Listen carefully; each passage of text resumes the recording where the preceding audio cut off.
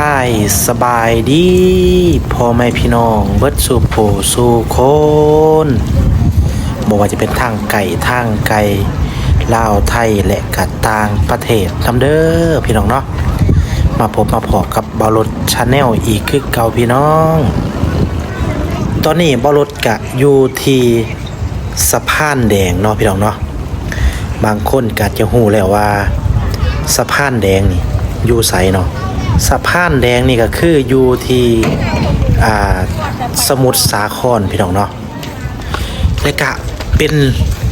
แลนด์มาร์คหรือว่าจุดชมวิวบรรยากาศดีพี่น้องเนาะเหมาะแก่การสำหรับคนชอบถ่ายรูปเนาะหรือว่าถ่ายคลิปเนาะพี่น้องเนาะก็แนะนำเลยพี่น้องเนาะสะพานแดงสมุทรสาครพี่น้องเนาะบรรยากาศก็ถือว่าดีพี่น้องเนาะโอเคเลยพี่น้องเนาะคนก็หลายพี่น้องเนาะซึ่งเหมาะแก่การก็อย่างที่บอกแหละผู้ใดมักถ่ายรูปเนาะวิวสวยงามมากเลยพี่น้องเนาะเดี๋ยวบรถจะพาพี่น้องไปเลาะชมบรรยากาศว่าจะเป็นแนวใดแน่พี่น้องเนาะตามบรถไปเบิ่งไปชมพร้อมๆกันเลยพี่น้องถ้าผู้ใดอยากเห็นทะเลเนาะหรือว่าบ่เคยไปทะเลเฮาบ่ต้องไปไกลถึงบางแสนพี่น้องเนาะเฮามาสมุทรสาครเฮาก็เห็นทะเลได้พี่น้องเนาะไปเบิ่งไปชมบรรยากาศพร้อมๆกันเลยพี่น้องเนาะ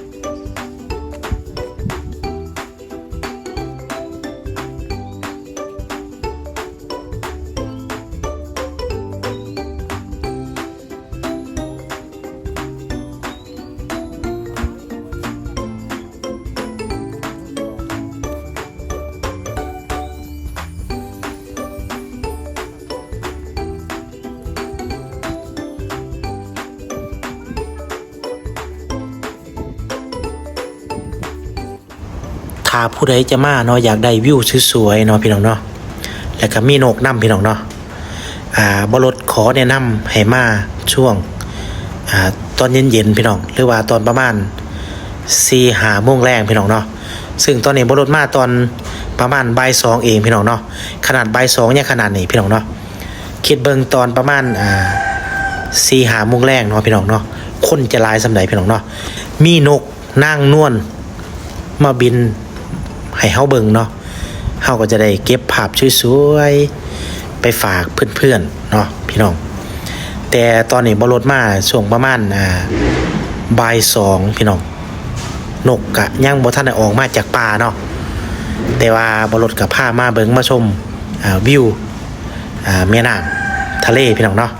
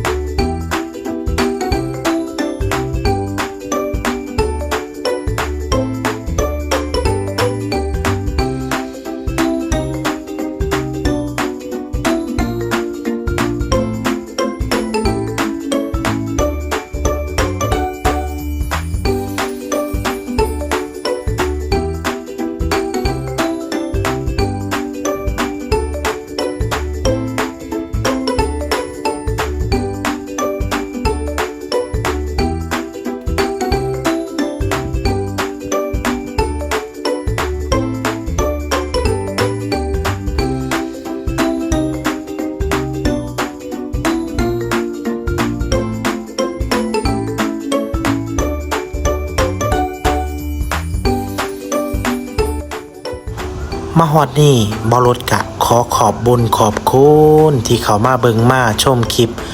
บอรถจนจบเนาะ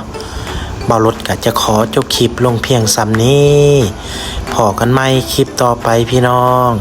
ก็อย่าลืมพี่น้องฝากกดไลค์กดแชร์กดติดตามเพื่อเป็นกำลังใจให้บอรถนี่เด้อพี่น้องเนาะ